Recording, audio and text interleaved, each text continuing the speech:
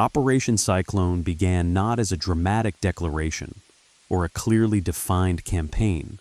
but as a quiet bureaucratic decision shaped by fear, opportunity, and the shifting priorities of the late Cold War. A decision that would eventually grow into one of the longest and most expensive covert operations in American history, while reshaping Afghanistan, destabilizing a region, and leaving consequences that extended far beyond the conflict it was designed to influence.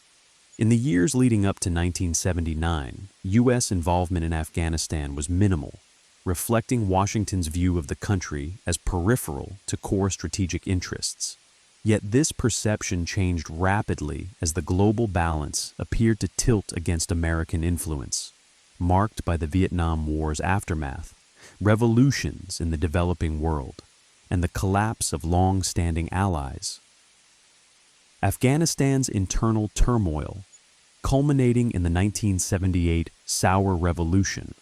and the rise of a Soviet-aligned Marxist government, was initially monitored rather than contested. But within the context of Cold War competition,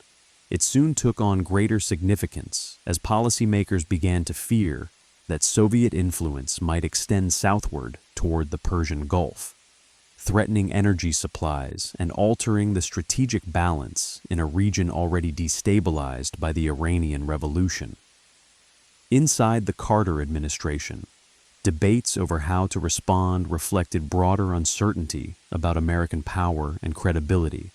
as officials weighed the risks of intervention against the perceived costs of inaction, particularly in the wake of Vietnam, which had left deep scars on U.S. strategic culture and public confidence.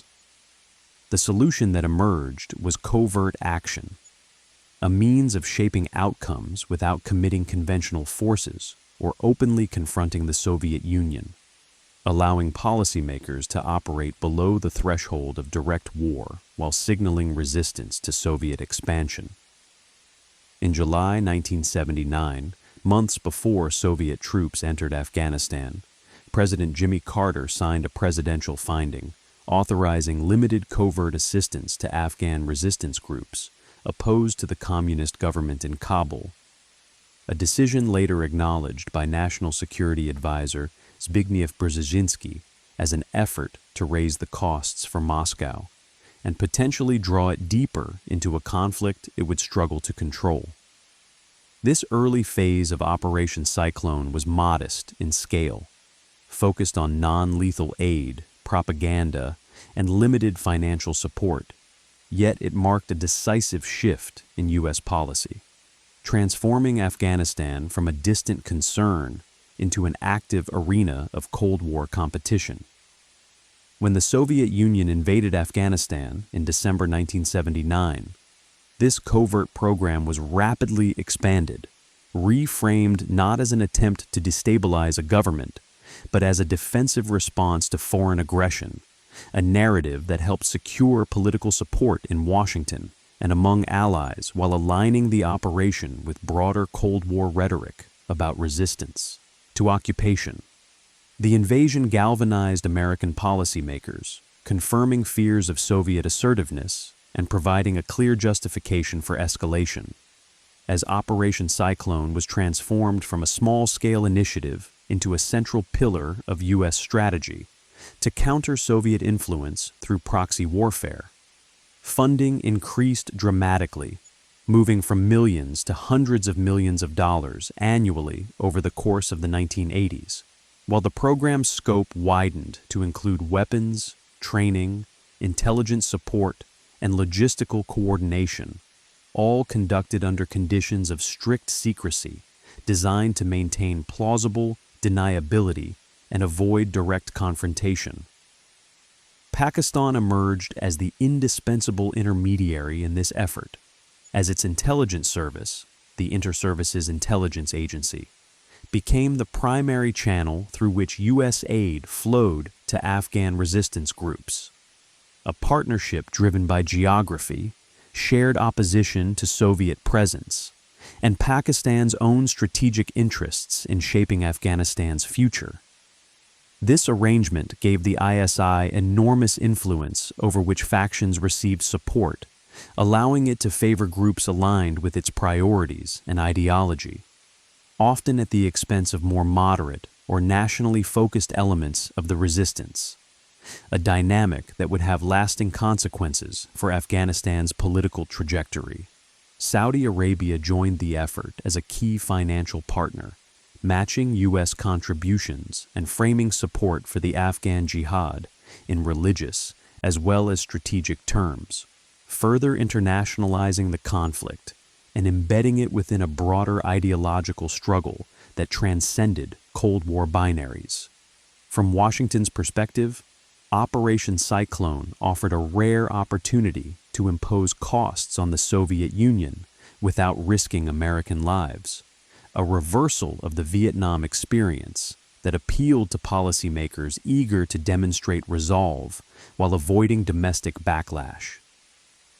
Yet this apparent simplicity concealed profound complexities, as the United States increasingly relied on local actors whose goals did not necessarily align with its own, and whose motivations were shaped by religion, tradition, and regional power struggles rather than abstract notions of global balance.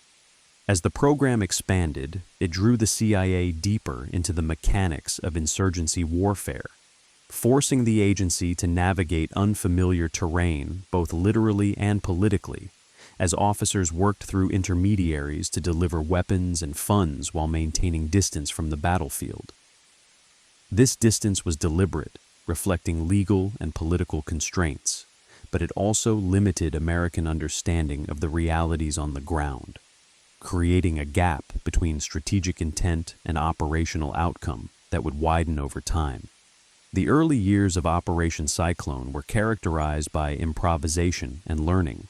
as U.S. planners adapted to the demands of a conflict that defied conventional metrics of success, relying on casualty figures, equipment losses, and intelligence reports to assess impact in a war defined by endurance rather than decisive victory. The decision to escalate support was driven as much by perception as by evidence, shaped by the belief that any setback for the Soviet Union in Afghanistan weakened its global position and contributed to the broader erosion of communist power. This belief gained traction within the context of renewed Cold War confrontation in the early 1980s, as the Reagan administration embraced a more aggressive posture toward the USSR, viewing Afghanistan as a proving ground for a strategy that sought not merely to contain Soviet influence, but to roll it back through sustained pressure. Under Reagan, Operation Cyclone reached unprecedented scale, becoming a centerpiece of U.S. covert action and a symbol of renewed confidence in proxy warfare as a tool of statecraft, even as its long-term implications remained poorly understood. The program's expansion reflected a convergence of strategic interests, ideological conviction, and institutional momentum, as intelligence agencies, allied governments, and resistance networks became increasingly invested in the war's continuation, each for reasons that only partially overlapped. What united them was opposition to Soviet occupation, but beyond that shared objective lay divergent visions of Afghanistan's future, visions that would collide once the immediate enemy withdrew. In its early conception, Operation Cyclone was framed as a limited, defensive measure, a means of influencing the Cold War balance without entangling the United States in another protracted conflict. Yet from the moment it expanded beyond symbolic support, it set in motion forces that would prove difficult to control, as resources, ideology, and violence flowed into a fragile society already fractured by decades of instability. The origins of Operation Cyclone thus reveal a familiar Cold War pattern, in which short-term strategic gains were prioritized over long-term political outcomes, and covert action offered the illusion of control while masking the complexity of the forces it unleashed. laying the groundwork for consequences that would only become fully apparent long after the Cold War itself had ended. As Operation Cyclone expanded through the early 1980s, it evolved from a reactive program into a highly structured multinational covert enterprise, one that fused intelligence, finance, ideology, and regional ambition into a single pipeline of sustained insurgency, and in doing so, fundamentally altered the character of the Afghan war and the balance of incentives that sustained it. The CIA's role, while central in funding and strategic direction, remained deliberately indirect, shaped by legal constraints and political caution that prohibited direct American involvement in combat and required all assistance to flow through Pakistani channels, a structure that insulated Washington from immediate responsibility while simultaneously surrendering a significant degree of operational control. The Inter-Services Intelligence Agency exploited this position skillfully, acting not merely as a courier, but as a gatekeeper that determined which Afghan factions received weapons, training, and money, decisions guided less by American preferences than by Pakistan's long-term objective of cultivating influence in Afghanistan and countering rivals in the region. As a result, Islamist groups with strong ideological discipline and loyalty to Pakistani patrons were consistently favored over nationalist or moderate factions, reshaping the resistance landscape in ways that privileged cohesion and militancy over broad-based political legitimacy. This selection bias had immediate tactical advantages, as the favored groups proved effective fighters capable of sustaining pressure on Soviet forces. But it also entrenched ideological currents that would later dominate Afghan politics, narrowing the space for compromise and pluralism. Funding for Operation Cyclone grew steadily, reflecting bipartisan support in Washington and a widening consensus that Afghanistan represented a unique opportunity to impose costs on the Soviet Union, particularly as the conflict dragged on and signs of Soviet fatigue became more visible. Saudi Arabia's matching contributions doubled the financial scale of the program, while private donations from across the Islamic world, encouraged by religious authorities and facilitated by charitable networks, further amplified the flow of resources, creating a transnational support system that blurred the line between state-sponsored covert action and grassroots mobilization. Training camps proliferated along the Afghan-Pakistani border,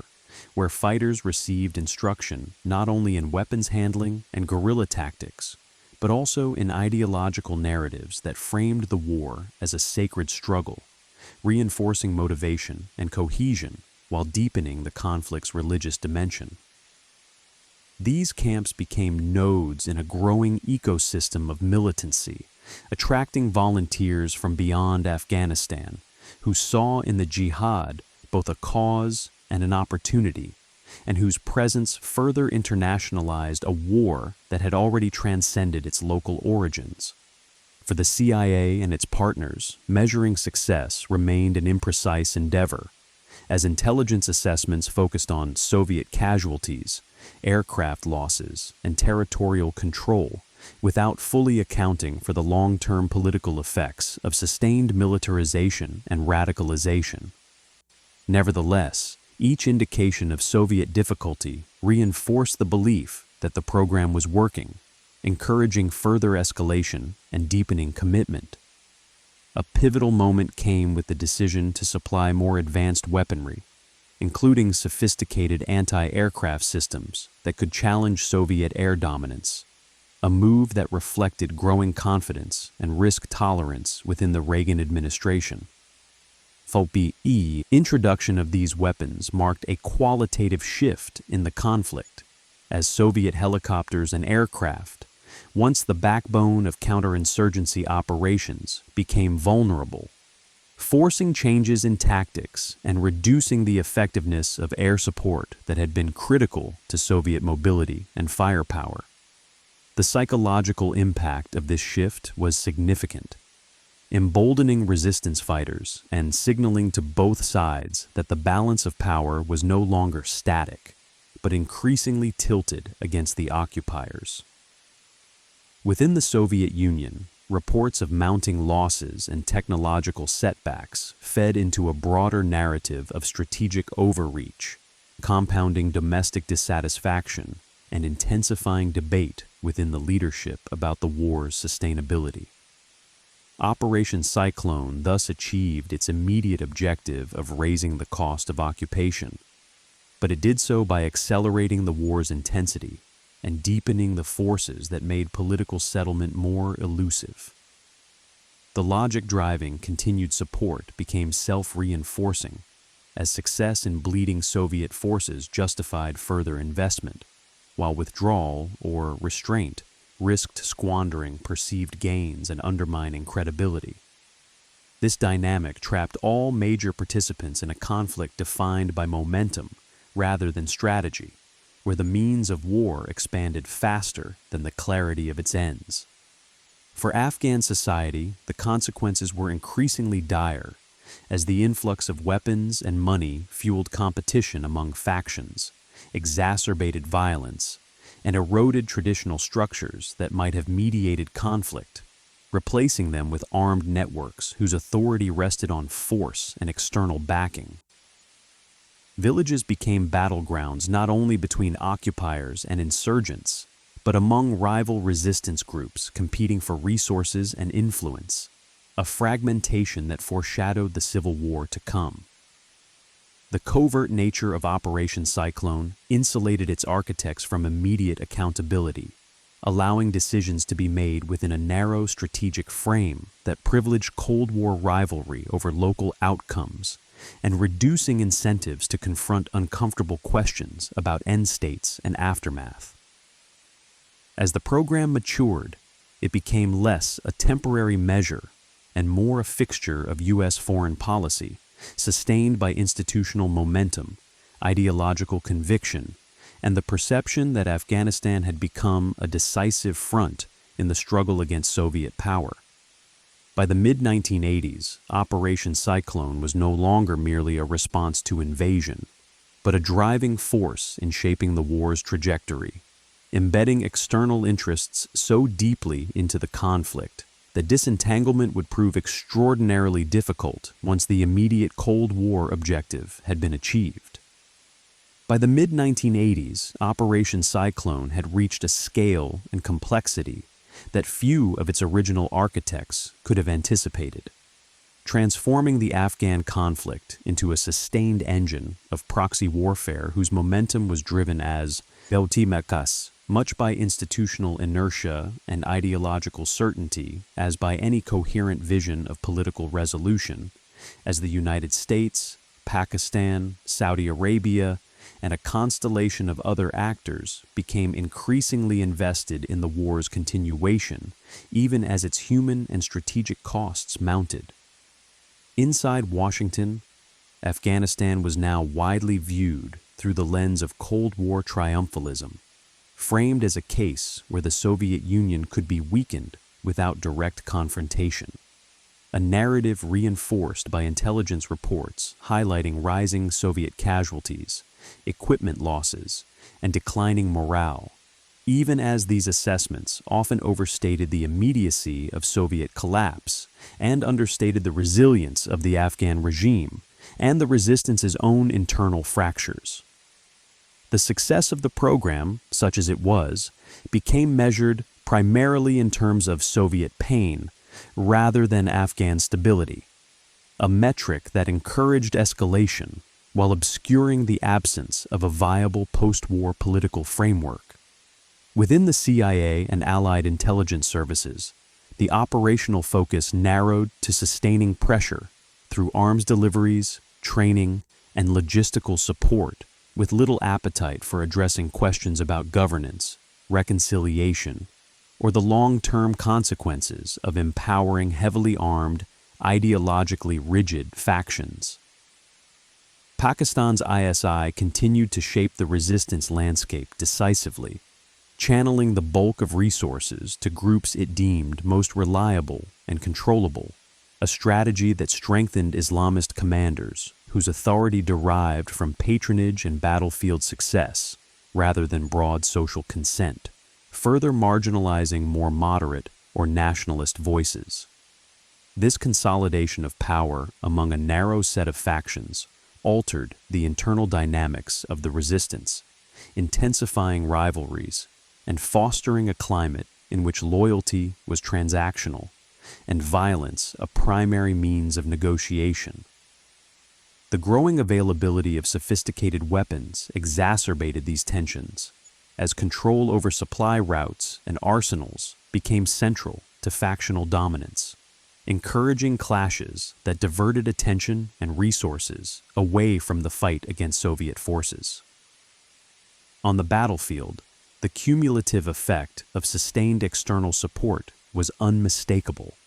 as Soviet units faced increasingly capable adversaries equipped with modern arms and supported by cross-border sanctuaries that rendered decisive victory impossible, forcing a shift toward defensive operations and a reliance on Afghan government forces, whose effectiveness remained limited. This military stalemate reinforced pessimism within the Soviet leadership and amplified domestic criticism of the war, as the disconnect between sacrifice and outcome became harder to justify amid broader economic and political strain. Yet even as signs of Soviet exhaustion multiplied, the architects of Operation Cyclone showed little inclination to alter course, interpreting these signals as validation of strategy rather than as warnings about the dangers of open-ended proxy war. The logic of escalation persisted, driven by the belief that sustained pressure would hasten Soviet withdrawal and that any compromise risked squandering hard-won gains, a mindset that prioritized short-term advantage over long-term stability. For Afghan civilians, the consequences were catastrophic, as prolonged fighting devastated agriculture, destroyed infrastructure, and displaced millions, creating one of the largest refugee crises of the late 20th century and eroding the social bonds that might have supported post-war recovery. Refugee camps along the Pakistani border became incubators of radicalization and dependency, as generations grew up amid violence, deprivation, and ideological indoctrination, their futures shaped by forces far beyond their control. The war's international dimension continued to expand as foreign fighters arrived from across the Muslim world, drawn by the narrative of jihad and facilitated by networks that blended state sponsorship with private initiative, embedding Afghanistan within a global web of militancy whose reach would extend long after the Cold War ended. While these developments were often viewed in Washington as peripheral or even beneficial distractions for adversaries, they in fact represented a profound transformation of the conflict's character, one that shifted the balance of power away from local actors and toward transnational movements with agendas untethered from Afghan national interests.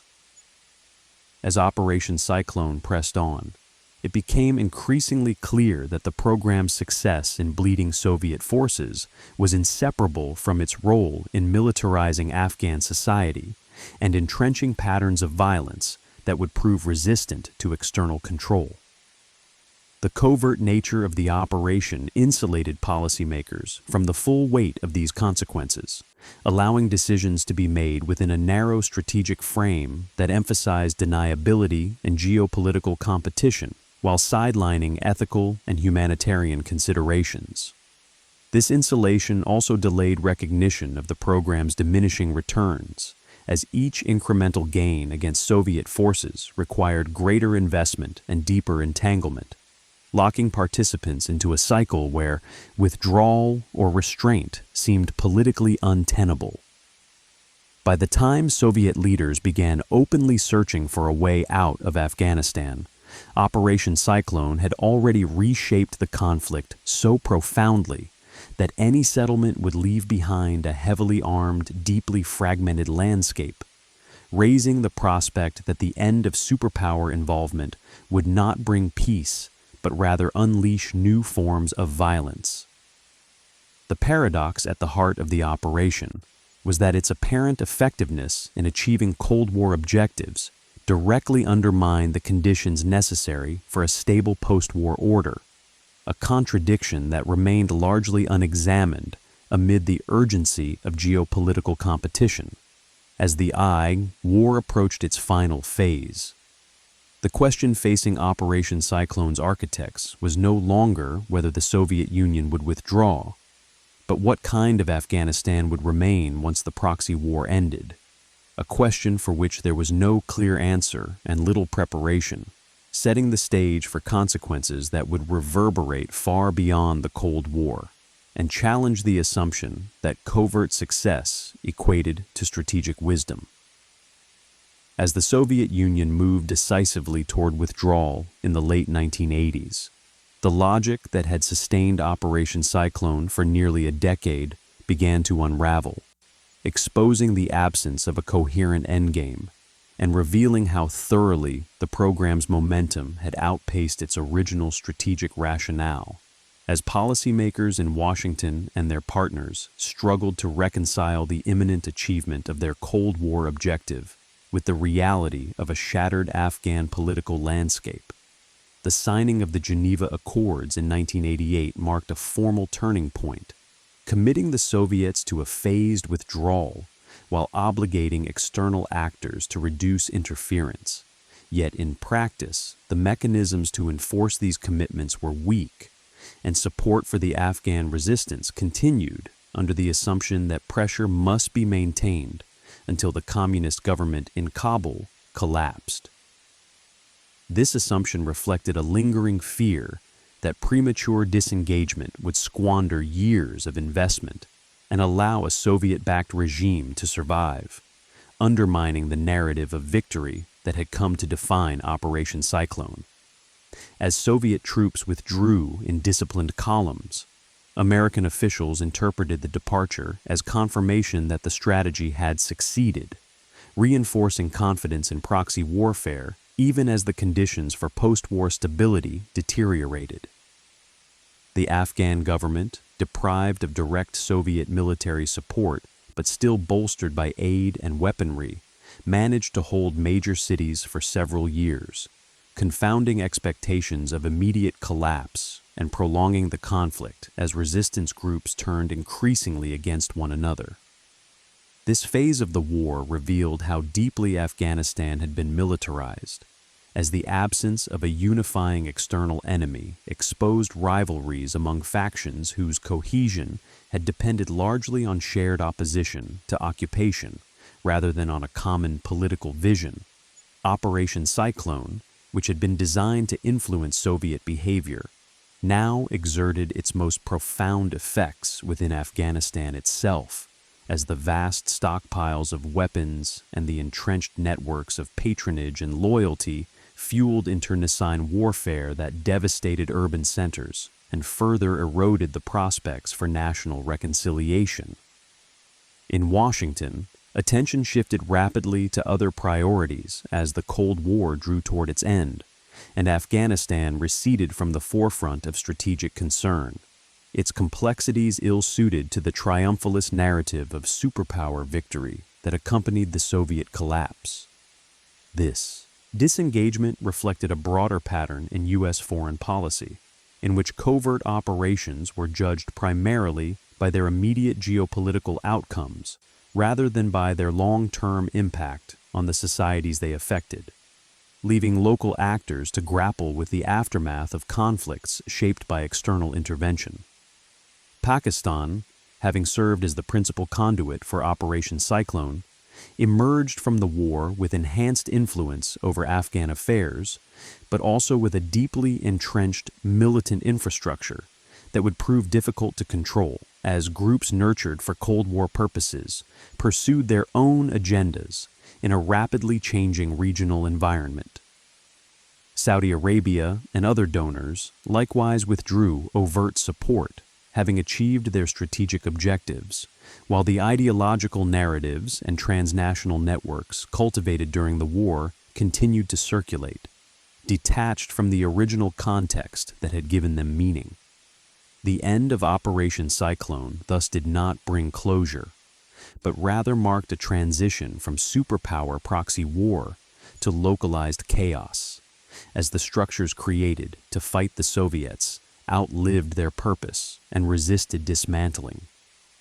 The absence of a comprehensive political settlement left Afghanistan vulnerable to renewed conflict, as the collapse of the communist government in the early 1990s opened the door to a brutal civil war that devastated Kabul and paved the way for the emergence of new forces promising order amid anarchy.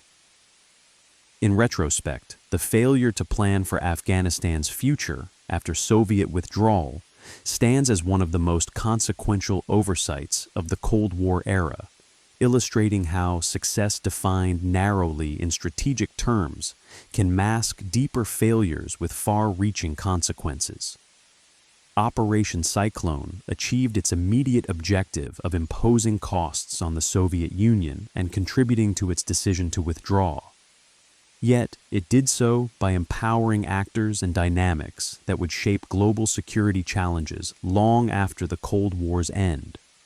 a legacy that complicates any simple assessment of victory. The war's aftermath exposed the limits of covert action as a tool of statecraft, demonstrating that secrecy and deniability do not insulate policymakers from the long-term effects of their choices, particularly when those choices involve the large-scale militarization of fragile societies. As the Soviet-Afghan conflict faded from public attention, its consequences continued to unfold, influencing regional instability, refugee flows, and the evolution of militant movements whose origins could be traced to the networks and resources assembled during Operation Cyclone. The program's conclusion thus marked not an endpoint, but the beginning of a new and more diffuse set of challenges, as the forces unleashed in the pursuit of Cold War advantage proved resistant to control and adaptation, shaping a post-Cold War world in ways that confounded the expectations of those who had once viewed Afghanistan as a peripheral theater. The true cost of Operation Cyclone, therefore, cannot be measured solely in the weakening of a rival superpower, but must also account for the enduring instability it helped entrench, a reminder that covert success in one era can become strategic liability in the next. The final legacy of Operation Cyclone can only be understood by tracing the distance between its original intent and its ultimate consequences. As a covert program designed to impose strategic costs on a rival superpower evolved into a defining force in the destruction and transformation of a nation, revealing the profound limits of proxy warfare as an instrument of Cold War statecraft. In Washington, the operation was long remembered as a rare, unambiguous success, a case in which modest investment and indirect engagement helped accelerate the decline of the Soviet Union without committing American troops, a narrative that fit neatly into post-Cold War triumphalism and reinforced confidence in covert action as a low-risk alternative to direct intervention. Yet this narrative obscured the reality that Operation Cyclone's apparent success depended on conditions that were neither controllable nor repeatable, and that the metrics used to judge victory, Soviet withdrawal, and geopolitical advantage failed to account for the human and political devastation left behind. Afghanistan emerged from the Cold War not as a liberated state capable of self-determination, but as a fragmented battlefield saturated with weapons, radicalized by years of ideological warfare, and stripped of the institutions necessary to rebuild, a condition that owed as much to the dynamics of proxy support as to the brutality of occupation. The networks forged during the war, linking intelligence agencies, militant groups, financiers, and ideological patrons, did not dissolve when the superpower rivalry ended, but adapted to new contexts, redirecting experience and resources toward conflicts and causes that bore little resemblance to the original Cold War struggle. This persistence revealed a central paradox of covert action, that while secrecy can obscure responsibility in the short term, it often amplifies long-term consequences by allowing powerful actors to disengage without addressing the aftermath of their involvement. For Afghanistan's neighbors, the end of Operation Cyclone brought neither stability nor relief,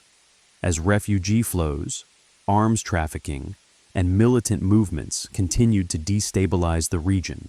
complicating relations and fueling insecurity long after external sponsors declared victory and moved on. Pakistan's internal balance was altered by the empowerment of militant networks and intelligence structures that had thrived during the war, while Iran, Central Asia, and beyond grappled with spillover effects that traced their origins to the prolonged conflict.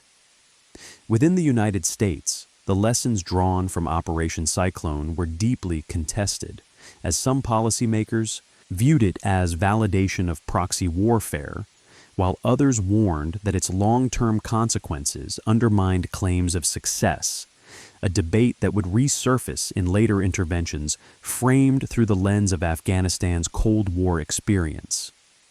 The program's history highlights how strategic decisions made under the pressure of rivalry and fear can produce outcomes that outlast the conditions that justified them, embedding instability into the international system and complicating efforts to manage peace in subsequent eras. In retrospect, Operation Cyclone stands as a cautionary example of how the pursuit of advantage in a global contest can eclipse responsibility for local outcomes, and how the empowerment of armed actors without a political settlement can sow the seeds of prolonged violence. The Cold War ended with the Soviet Union's collapse, but the war in Afghanistan did not, and the forces unleashed during the covert struggle continued to shape global security long after the ideological frameworks that produced them had faded.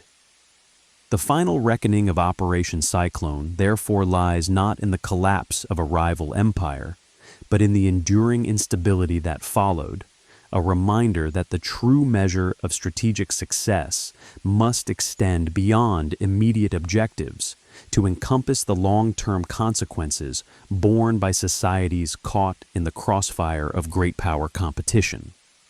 The story of Operation Cyclone ultimately challenges the assumption that victory achieved through proxies and deniability is free of cost,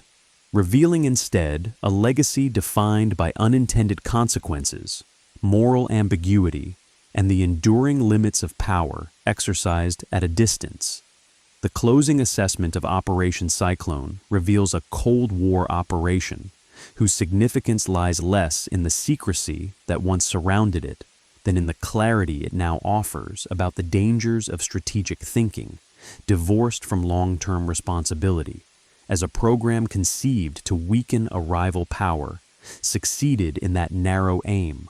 while simultaneously unleashing forces that reshaped global security in ways no participant fully intended or controlled. At its core, Operation Cyclone reflected the logic of its era, a belief that geopolitical competition justified indirect warfare,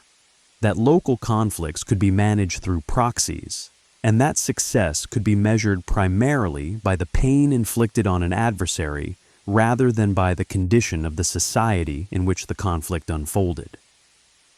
This logic proved effective in accelerating Soviet withdrawal and reinforcing perceptions of American resurgence, yet it also demonstrated how easily covert action can substitute tactical success for strategic foresight, allowing policymakers to declare victory while leaving behind a political vacuum filled by violence, extremism, and fragmentation. Afghanistan's descent into civil war and prolonged instability was not an accidental aftermath detached from the Cold War struggle, but a direct extension of the militarization, factionalism, and ideological hardening fostered during the years of covert support, dynamics that thrived in the absence of a post-war settlement and resisted external control once superpower interest waned. The legacy of Operation Cyclone thus forces a reassessment of how power is exercised in the shadows, revealing that deniability does not erase responsibility and that the effects of intervention, however indirect, persist long after official involvement ends. For the United States and its allies, the operation became both a point of pride and a source of caution, shaping debates about proxy warfare, counterinsurgency, and the limits of influence in conflicts defined by local legitimacy and social complexity. For Afghanistan, it marked a turning point that bound the country's fate to global rivalries while denying it the political foundations necessary for recovery, ensuring that the end of the Cold War would not bring peace, but rather a continuation of war in new and more destructive forms. Viewed from the present, Operation Cyclone stands as one of the Cold War's most consequential covert campaigns, not because it remained hidden, but because its consequences proved impossible to contain, illustrating how actions taken to win a geopolitical contest can reverberate across decades, shaping conflicts, identities, and security challenges far removed from their original context. In this sense, the operation serves as a final lesson of the Cold War itself, that power exercised without accountability and strategy, pursued without regard for aftermath, may achieve immediate aims while sowing the seeds of enduring instability, leaving history to reckon with outcomes that no intelligence estimate or policy memo ever fully anticipated.